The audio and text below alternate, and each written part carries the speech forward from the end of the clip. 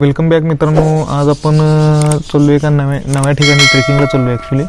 आणि त्या ठिकाणी त्या प्रेक्षणीय स्थळाची किंवा धार्मिक स्थळाची आम्ही तुम्हाला परिपूर्ण माहिती देण्याचा प्रयत्न करू.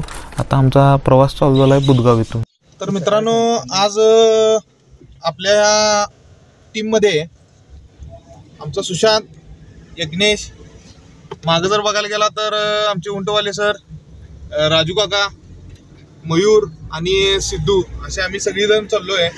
आणि काही वेळात आम्ही आता मेन रोडला लागणार पण आहे.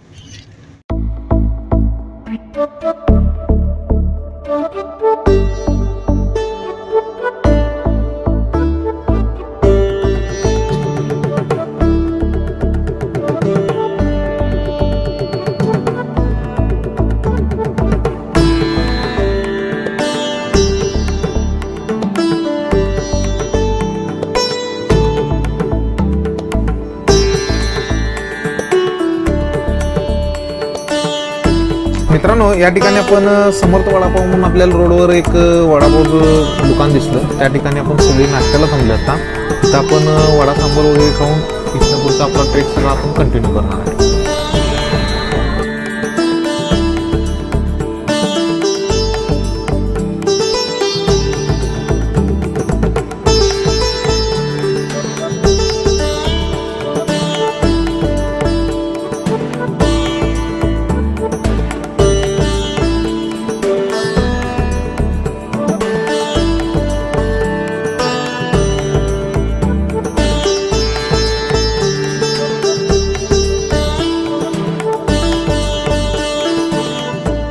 तर फायनली मित्रांनो, आपण चौरंगीनाथ देवस्थानला पोहोचलो आहे.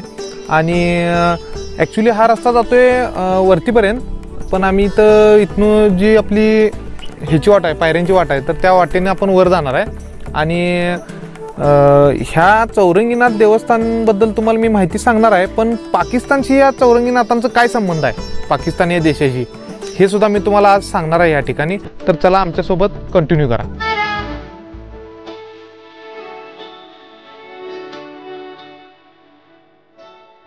मित्रांनो, चौरंगीनाथांबद्दल अनेक आख्यायिका प्रसिद्ध आहेत.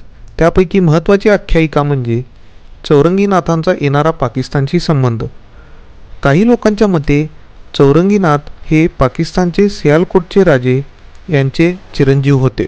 चला तर नेमकं खरं काय हे जाणून घेण्यासाठी आपण या चौरंगीनाथ देवस्थानच्या महाराजांना देखील भेटू.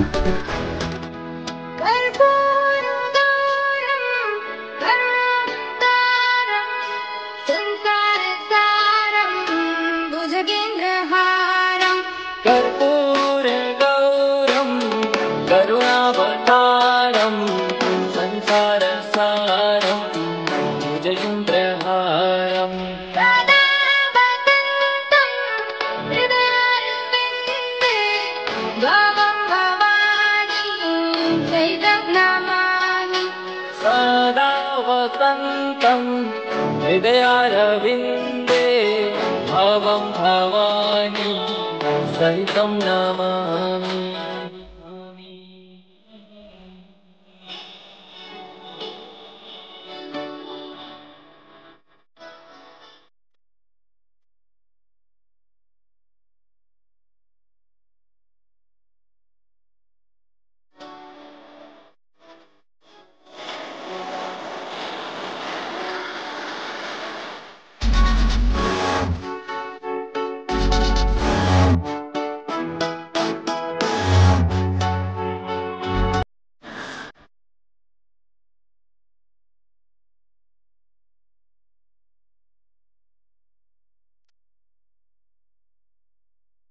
मित्रांनो, जवळपास 380 पायऱ्या आपल्याला वरती येण्यासाठी लागल्या. तर 380 पायऱ्या आपण पार करून या मंदिराजवळ आलो आहे. पण आल्यानंतर इथली जी आम्हाला प्रसन्नतेची अनुभूती आहे ती एक वेगळीच पाहायला मिळाली. अतिशय प्राचीन असं पौराणिक महत्त्व असणारं हे झाड या ठिकाणी आहे. आणि दुसरी गोष्ट, लांबून देखील या मंदिराचा जो वरती लावण्यात आलेला भगवा ध्वज आहे तो आपल्याला दिसत होता. आणि या व्यतिरिक्त बरीच माहिती मी तुम्हाला देणार आहे, पण आपण पहिल्यांदा दर्शन करून घेऊया या मंदिराचं.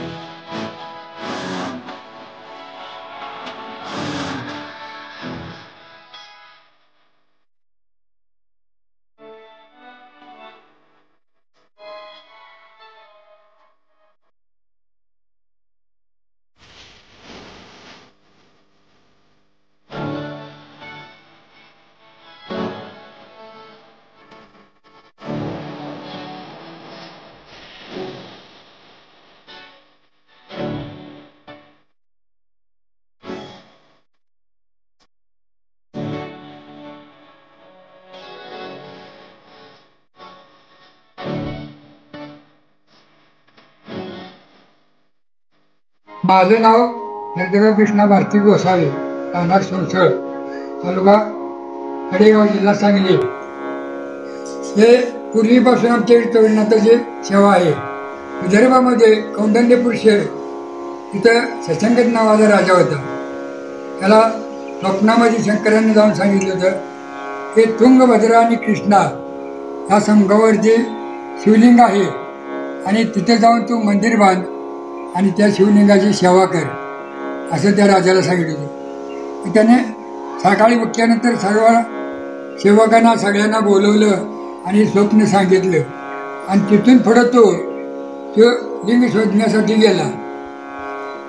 शिवलिंग त्याला सापडल्यानंतर त्याने तिथं मंदिर बांधलं आणि तो त्याची सेवा करू लागला.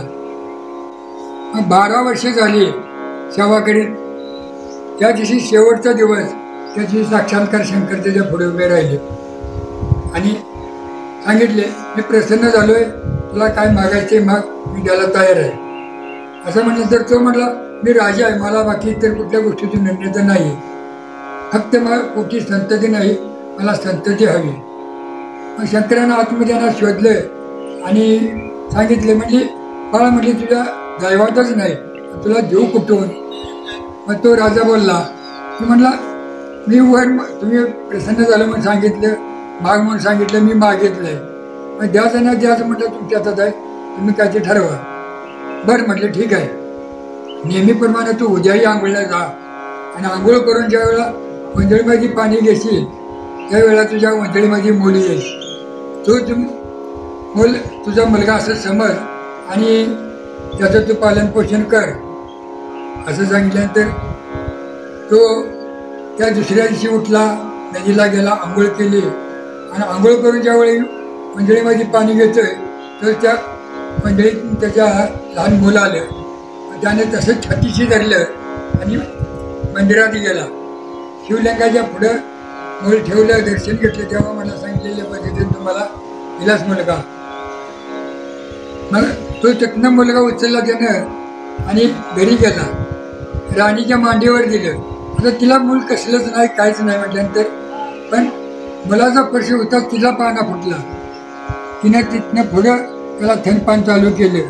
कृष्णा आणि तुंगभद्रा या दोन्हीच्या पात्रामध्ये आपल्याला मिळालेला मुलगा. तर म्हणजे आपण कृष्णागर नाव ठेवूया. म्हणून त्याने आपलं पाळणा बांधला, कृष्णागर हे नाव त्यांना ठेवलं. सगळं झालं आणि दिवसांदिवस ते मोठा होऊ लागला मुलगा. 12 वर्षाचा मुलगा झाला आणि काही आजाराने ती राणी वाढली गेली. राणी वाढल्यानंतर आता म्हटलं घरी कोणी नाही आणि ब्राह्मणाजवळ पत्रिका तिनं दिली. मुलीची पत्रिका त्याची जोडली. मुलीच्या वडिलाच्या पुढच्या पत्रिका टाकल्या, त्यानं ते पाहिल्या. जोडते म्हटल्यानंतर होकार त्यानं दिला. होकार दिल्यानंतर म्हटलं आता वेळ विलंब लावू नका, म्हटला लागले आपलं लग्नविधी होरका मी लागले घेऊन जातो म्हटला. आणि त्यानं आपल्या लग्नविधीचे होरकले आणि मुलगी राजासंगती पाठवली. आणि हा उठला आणि 4 दूध जोडला घेतले, जंगलामध्ये शिकारला गेला. आणि शिकारला गेल्यानंतर राणी पाठीमागं उठली, आपले सगळं घरातलं स्वयंपाक पाणी सगळं उरकलं आणि माडीवरती गेली. आणि माडीवरती जाऊन त्यांना चौकटली पाहणी करायला लागली. त्यावेळा तो हा कृष्णागर मुलात खेळत होता गावामध्ये, चौकामध्ये तिने तो पाहिल्यानंतर सगळ्यापेक्षा सर्वप्रथम देखणा मुलगा तिने बघितला आणि तिच्या भावनेत बदल झाला. हा मुलगा किती सुंदर आहे म्हटले. तिने दासीला बोलवलं आणि दासीला सांगितलं. तो मुलगा म्हटले प्रथम बोलवतोय. तो मुलगा म्हटले त्याला बोलवून आणि इकडे एवढं. हा मुलगा सरळ आला की दरवाजात उभी होती. आई या नात्याने त्याने दर्शन घेतलं. त्यावेळेला ती म्हटली तू मला आवडलायस आणि पती नात्यातून तू माझी इच्छा पूर्ण केली पाहिजेस, अशी त्यानं मागणी घातली. हे मला कदापि घडणार नाही असं म्हटलं आणि उठून निघून बाहेर गेल्यानंतर परत हिला प्रश्न पडला की आता हे राजाला मुलगा सांगेल आणि आता राजा कुठली शिक्षा देतोय आपणाला हे काय आपणाला सांगता येत नाही. म्हणजे हे म्हणले किटाळाचं पण त्या मुलावरती घालवलं. आता गुन्हा केला आपण घालवायचं कसं सांगते म्हणली. मी ऐक. त्या पद्धतीने म्हटले तू नाटक कर. नाटक बरोबर उठवलं. राजा आला तर हे पलगावर सगळ्या काचा पडल्या, त्या अलंकार तुटून पडले सगळं, तिच्या अंगावरी वस्त्र सगळी फाटले ते. मग त्याच्या मनात शंका आली. कुणी छेड काढली म्हटलं सांग, त्याचं नाव सांग मला, त्याचा हात काढीन पाय काढीन असं तो बोलायला लागला. त्यावेळेला तिने सांगितलं बाकी कुणी आलं नाही गेलं नाही म्हटली. तुमचाच मुलगा कृष्णागर आला आणि माझ्या अंगाशी झटला. राजाला राग आला. रागात तिच्या भरात त्यानं पडले सगळं, तिच्या अंगावरी वस्त्र सगळी फाटले ते. मग त्याच्या मनात शंका आली. कुणी छेड काढली म्हटलं सांग, त्याचं नाव सांग मला, त्याचा हात काढीन पाय काढीन असं तो बोलायला लागला. त्यावेळेला तिने सांगितलं बाकी कुणी आलं नाही गेलं नाही म्हटली. तुमचाच मुलगा कृष्णागर आला आणि माझ्या अंगाशी झटला. राजाला राग आला. रागात तिच्या भरात त्यानं 4 दूत बोलवलं. सांगितले जाणा जावारी म्हटली त्याला पकडून आणा आणि तिथलं म्हणजे सुवर्ण चौरंग घ्या, गावात चव्हाट्यावरती न्या आणि चौरंगावर म्हटले त्याला बांधा चांगला आणि त्याचा छेडछेड करा. राजानं हुकूम सोडला. दोघांनी पाय तोडलं आणि दोघांनी हात तोडलं. 4 दिशेला 4 तुकडे ते टाकले आणि राजाकडे गेले. राजाला ते संफीर चौघाची दाखवली रक्तानं भरलेली. तेवढ्याच मच्छिंद्रनाथ आणि गोरक्षनाथ त्या ठिकाणी भिक्षेसाठी गेले होते. ती गावात चव्हाट्यामध्ये त्यांनी पाहिलं. राजाला घेऊन त्यांनी गेले चौकामध्ये आणि तो चौरंगा सह उचलून राजाच्या हातनं त्यांनी डोळ्यामध्ये घातला आणि तो घेऊन आले. ते शिवालयात ठेवला म्हणून सांगितलं ग्रंथामध्ये. तो इथे शिवालयामध्ये पुढे शंकर पार्वती आणि पाठीमागे चौरंगनाथ हे असे तिथं ठेवले. आणि तिथून ते बाहेर निघाले तर तिथं त्यांना गुहा सापडले. तिथे त्या गुहेत त्यांना बसवलं. पण ती एक शिळा ठेवली आणि ह्या शिळेकडे बघायचं बस म्हणून सांगली. नंतर त्यांनी दिला एक आपला त्याला नजर केसभर केली तिकडे झळले तर शिळा डोक्यात पडेल आणि तू मरशील आणि पुढचं कार्य आपलं इथंच थांबल असं त्याला सांगितलं होतं. हे 12 वर्षे झाली आणि हे दोघंजण परत आले. आल्यानंतर तिने आवाज दिला कृष्णागर. याचा आवाज काय भारी ना. 3 हाका मारल्या तिने कृष्णागर कृष्णागर म्हटलं ना. त्याचा आवाज बाहेर येणार म्हटल्यानंतर शिळा उचलली बगलीला ठेवली. बघतात तर तो फळात मोजला आहे.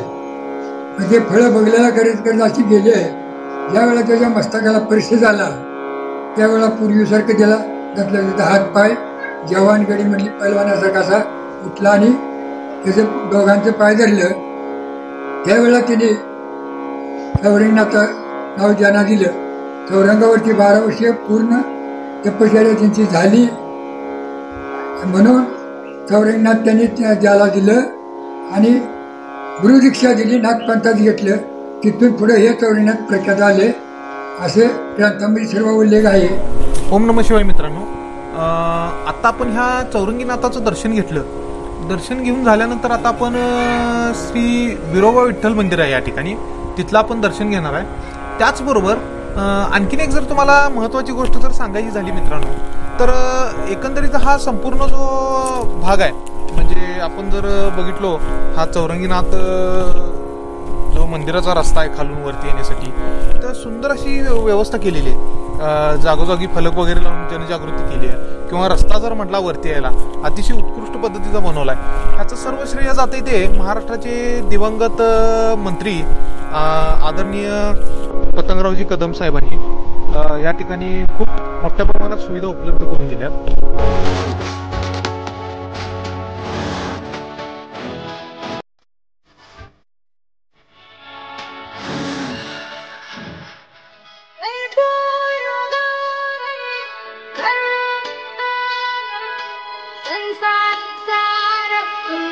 कामोजगेन्द्रहारम् कर्पूरगौरं करुणावतारं संसारसारं भुजगेन्द्रहारम् आपल्याला हा स्थिर असा प्रदेश दिसतो.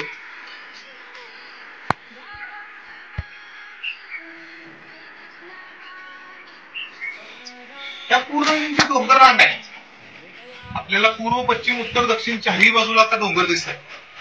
तर ती जी डोंगर रांग आहे ती चौरंगीनाथ डोंगर रांग असं त्याला म्हटलं जातं.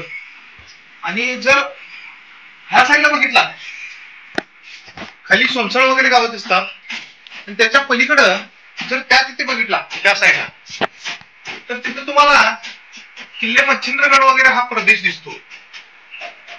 आज या चौरंगीनाथ तीर्थक्षेत्राला भेट दिली आणि बरीच अशी माहिती जाणून घेतली आणि महाराजांनी पण आपल्याला मेन म्हणजे चांगली माहिती दिली. तोपर्यंत तुम्ही आमच्या चॅनलसोबत कंटिन्यू राहण्यासाठी आमच्या चॅनलला लाईक, शेअर, सबस्क्राईब करा आणि दुसरं महत्त्वाचं, तुम्ही आमच्या बेल आयकॉनला दाबायला विसरू नका. धन्यवाद.